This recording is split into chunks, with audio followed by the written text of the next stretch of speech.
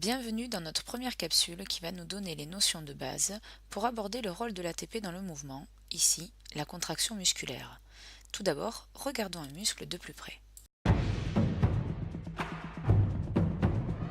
Les os, les articulations, les tendons et les muscles sont des acteurs indispensables au mouvement du corps.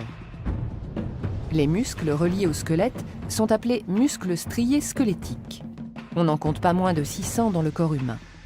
Ce sont des organes composés de cellules allongées, les fibres musculaires. Ces fibres sont groupées en faisceaux. Chaque fibre possède plusieurs noyaux et des molécules qui forment des stries dans leur cytoplasme.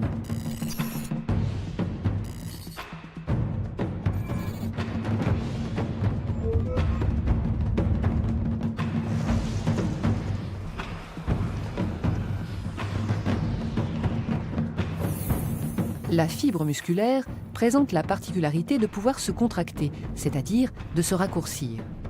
Un raccourcissement des fibres à l'échelle cellulaire en provoque un au niveau du faisceau de fibres qui lui-même entraîne un raccourcissement à l'échelle de l'organe.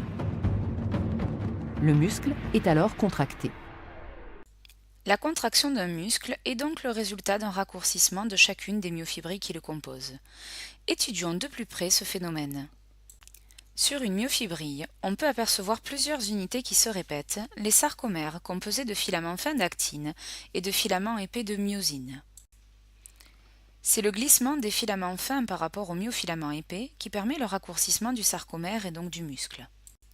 Les propriétés de la myosine permettent aux filaments de coulisser. En effet, la myosine possède des têtes capables de se fixer sur l'actine, formant ainsi un pont d'union.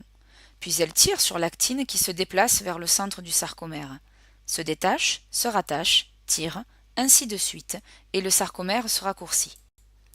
C'est la contraction. Voyons maintenant le rôle de l'ATP dans ce mécanisme.